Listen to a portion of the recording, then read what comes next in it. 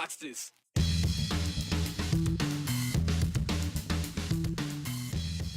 Guilty. On all 9 counts. It took the jury just about 7 hours to decide Chad Daybell's verdict, but their job isn't done yet.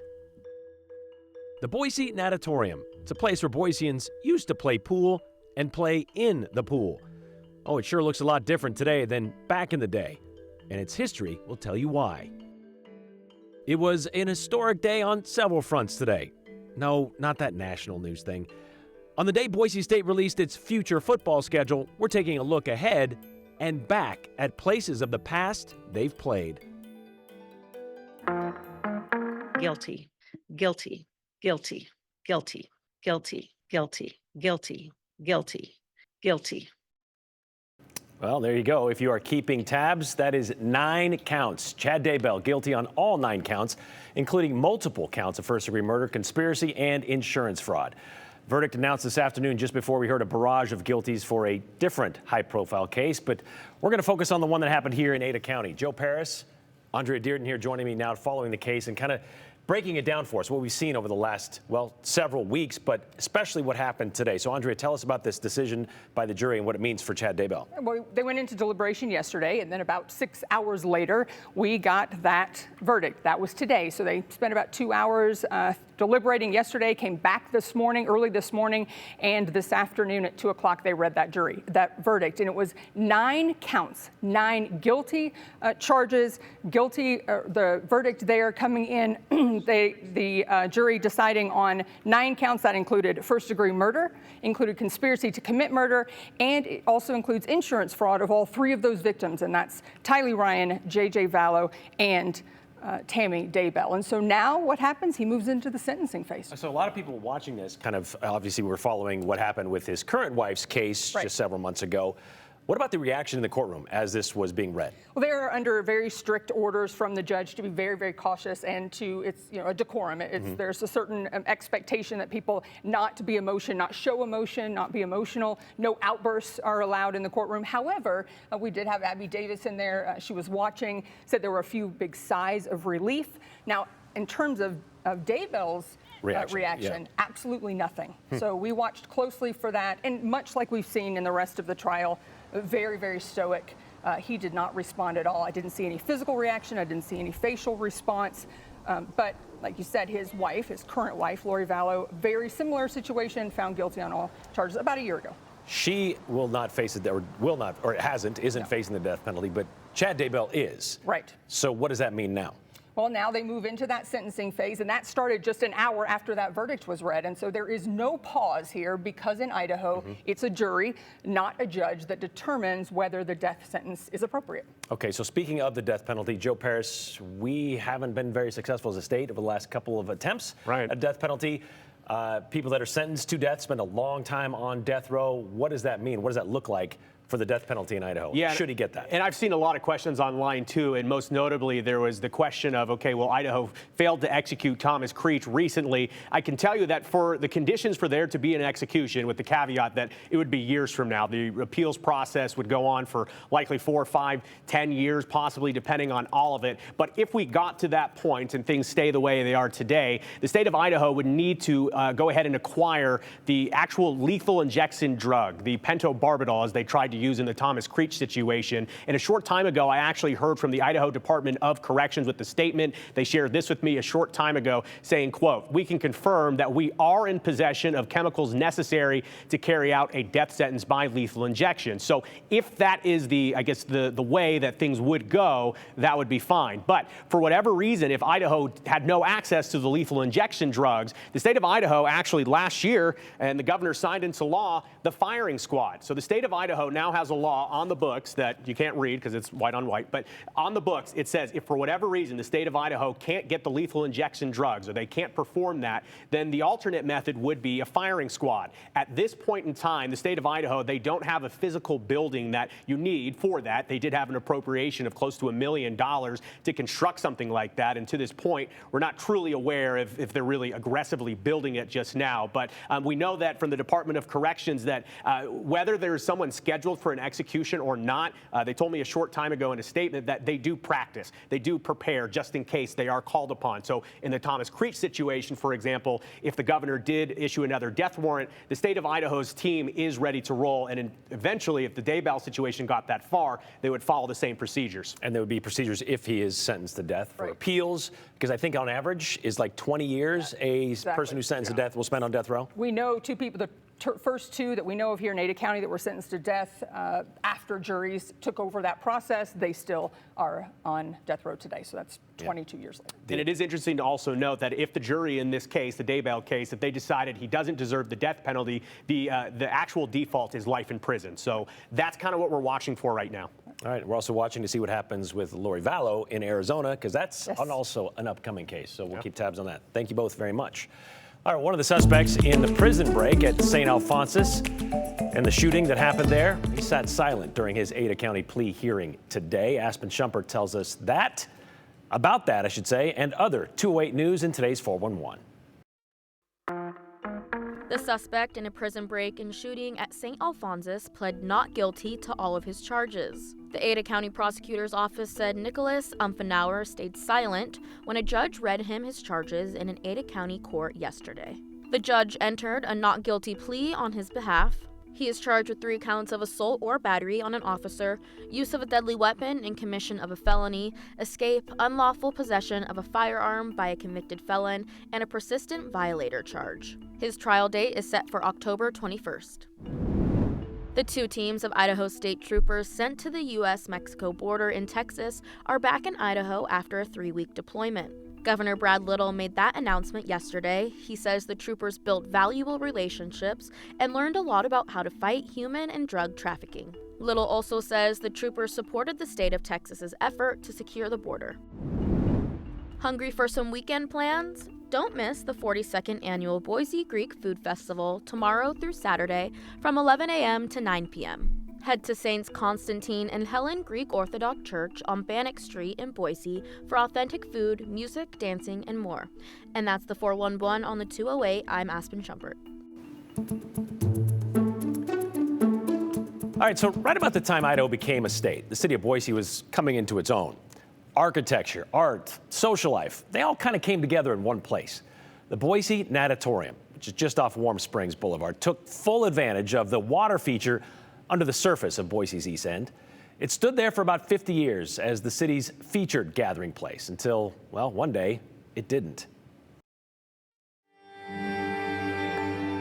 Swimming pools back then were very different than what they are today. The city of Boise is home to a unique geological feature, geothermal heat, found near the old penitentiary. In 1891, Boise businessman C.W. Moore built his home on Warm Springs Avenue, and soon after, he began heating his home with geothermal heat. He founded a company, it was the Boise Artisanal Hot and Cold Water Supply Company, and they helped construct this area as a way of showcasing Boise's geothermal sources. That same year, Moore tapped John C. Paulson, a famous German architect, to build what would later be known as the Boise Natatorium, with a 120-foot-long pool heated with geothermal heat.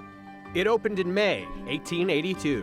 People compare it to like the bathhouses you would have seen in ancient Rome, and people called this the Taj Mahal of the West. Like they were very excited to have a big, beautiful social space. It was the last stop on the trolley line from downtown, along Warm Springs into East Boise. It was 2 stories, but then there were 6-story towers on the sides of the front entrance, big arched windows. I think the architectural style they called it was a Moorish revival, just a very unique architectural style compared to what else you saw in Warm Springs. Inside, not just a giant swimming pool. A billiard room, a ladies' parlor, a tea room, a ball space so people could have dances and socials. Social standards were different for the time, so what was acceptable recreation was very different back then, and they had rooms designed to accommodate that. But the geothermal heat had a major downside. According to the Idaho Statesman at the time, it was the second pool in the country to be heated or to use geothermal water. So that's very, very hot,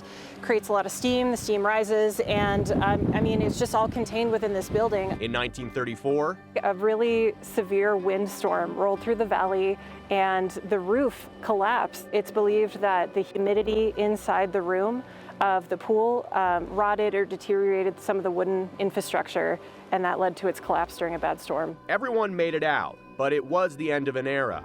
The once vast building fell away with the wood panels. It was eventually rebuilt a few years later as an outdoor pool, which you can still visit today. And it is still at its same location, a little off there, but still on Warm Springs Avenue. And these days it is an open air pool, open only during the summer. It's just one of several pools operated by the city of Boise, which you can start visiting, including the Natatorium, starting tomorrow.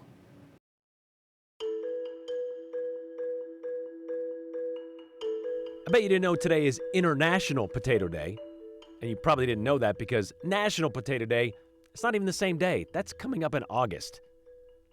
So how are you celebrating the international holiday? Well, you could tell us, or maybe not. You're probably not even doing that. That's okay. Talk to us about what we're talking about here on the show. 208-321-5614. Don't forget to include your name and the hashtag #the208. That way we can show yours at the end of the show.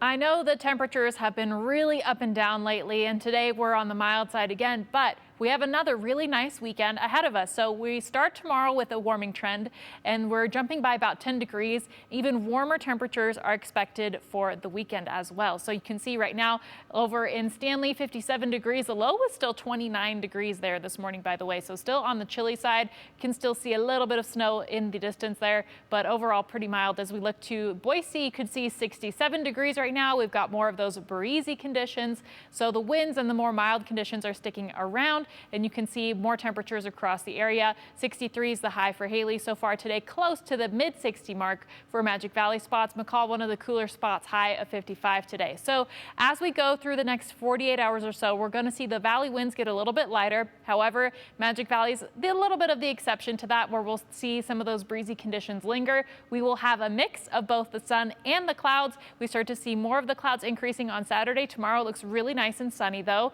And again, I mentioned those warming temperatures. It will be a big jump by tomorrow, and then we continue more warming as we get closer through the weekend. But quick note for Saturday, we have a low chance of some showers for some mountain areas as we get swiped by a system to the north. So low chance of showers, which means since we're staying mostly dry, mostly warm, lighter winds. I know this is very much open to personal preference, but your car wash forecast is looking pretty good. So we've got those more favorable conditions, and so great opportunity to spend some time outdoors and enjoy some of the sunshine and, again, lighter winds.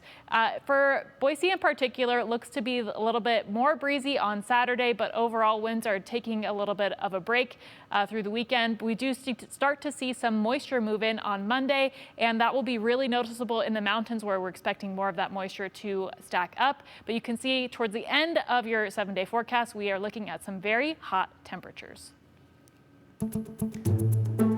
It is not Friday yet, that's tomorrow, but it is International Potato Day, not to be confused with National Potato Day. That's coming up on August 19th.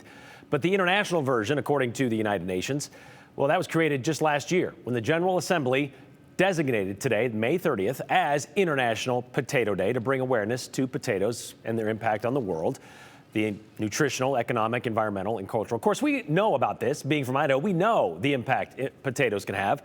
We celebrate them all the time with, it's our state vegetable, but it's also part of our identity as a state. We've got the big potato truck. We've got an Airbnb, the shape of a potato.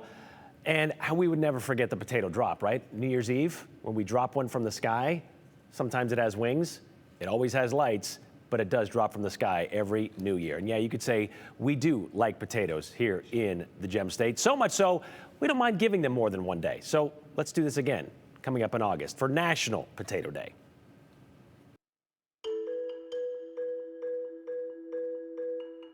If you build it, okay, I'm not going to say that. But Boise State is building it, and they released their schedule to tell you when you can come and cheer on the Broncos in the future bigger and better Albertson Stadium. We're taking a look back at the few different facelifts it's had over the years. Once again, we want you to send us your comments, your questions, and your concerns. Text them to us, 208-321-5614. As always, make sure you include your name and the hashtag #the208. Just keep them clean, concise, and clever. That way we feel safe showing them at the end of the show.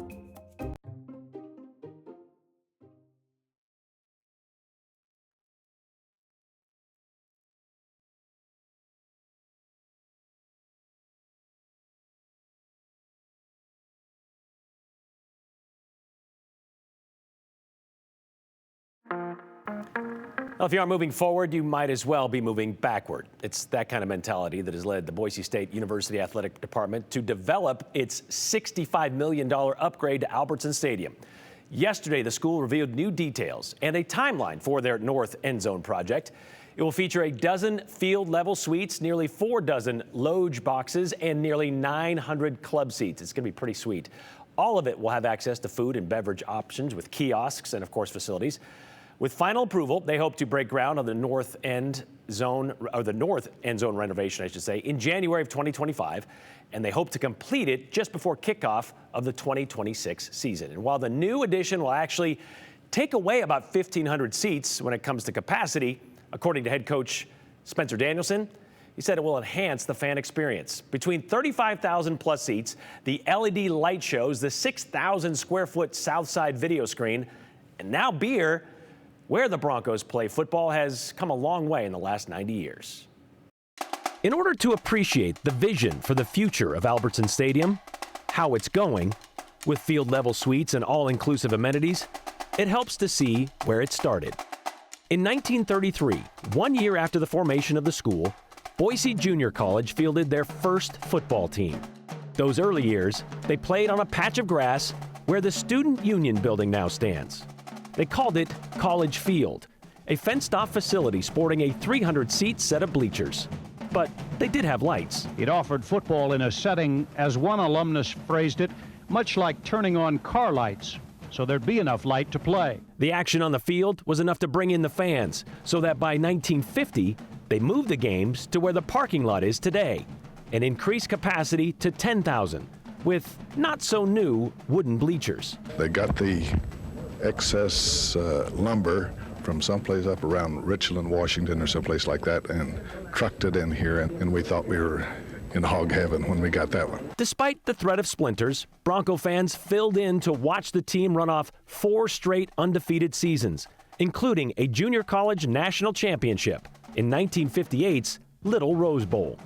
The stadium stayed slanted, angled toward Broadway through the 1960s. Well, actually, my first game, Tom Scott, first Boise State game I ever attended was in 1968 in the old stadium. Wooden bleachers? Yeah, wooden bleachers, yeah. He would watch the changes firsthand from then, beginning with the school becoming a state college in 1968, and then a buildup of the west side of the stadium. In 1970, a new permanent home was built of concrete and AstroTurf.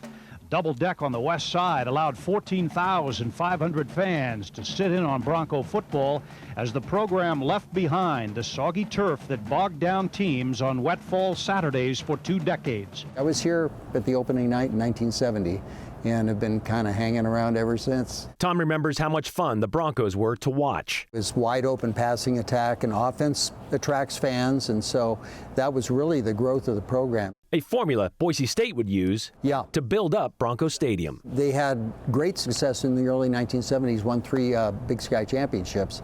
And so the east side upper deck was added in 1975, and that took the capacity from 14,500 to 20,000. Repeat appearances in the NCAA playoffs through the 1970s and a Division I AA national championship in 1980 would mean more seats were needed. Stadium expansion continued with the addition of east side upper deck stands, bringing capacity to over 21,000. Still wasn't enough.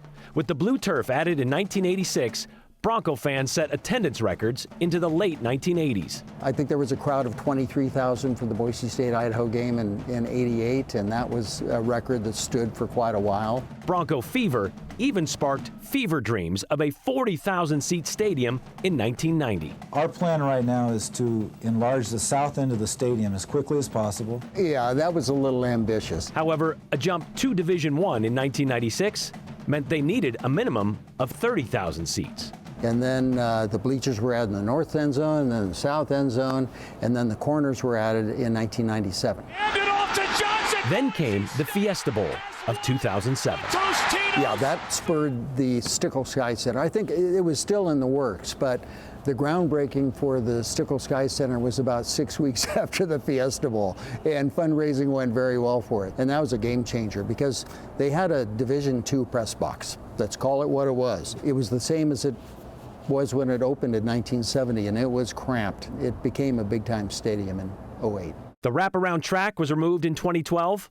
Albertsons added their name with a redo of the south end zone seats in 2014. And that gave it the current capacity of 36,000 plus. 90 years of Bronco football, still building on the future. I would never have envisioned this place looking like it does now. Nobody could have predicted what was going to happen the past 25 years. Many thanks to former KTVB sports director Larry Maneely for a story he did on that expansion plan in 1990. As for that plan for 40,000 seats, they could get to that eventually, maybe. But as Tom Scott pointed out, 35,000 plus seats puts Albertson Stadium on par with Martin Stadium in Washington State and Reser Stadium at Oregon State. So there really isn't much of a need to get much bigger. Plus, completing an upper deck wraparound on the north end, that would kind of ruin the view of the foothills and downtown Boise for the fans inside the stadium. Well, speaking of Oregon State, the Broncos will host the Beavers at 10 a.m. on Friday, November 29th, and it will be the Fox Network's big noon game. If you'd like to check out the rest of their just-released 2024 schedule, you can find it on our website, ktvb.com.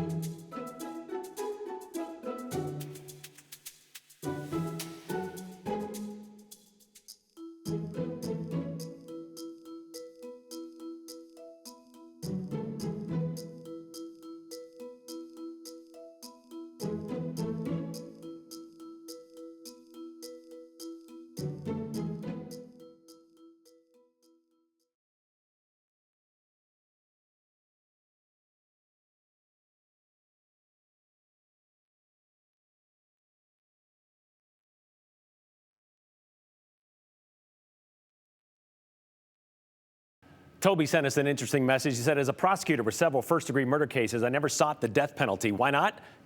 Not cost effective. Justice must be certain and swift. If Daybell gets a fixed 50, that is a death sentence to him. Next one, why is that the drugs needed to end life cost so much? Street drugs such as fentanyl will also end the life-saving taxpayers such a large expense. It's supposed to be humane. That's the whole purpose of this. I know, firing squad. Hey, why don't you talk about the woman on death row? There's one over 30 years in Pocatello. Yes, Robin Rowe was sentenced to life back in 1992 for killing her husband and 2 kids for life insurance purposes. We'll see you tomorrow.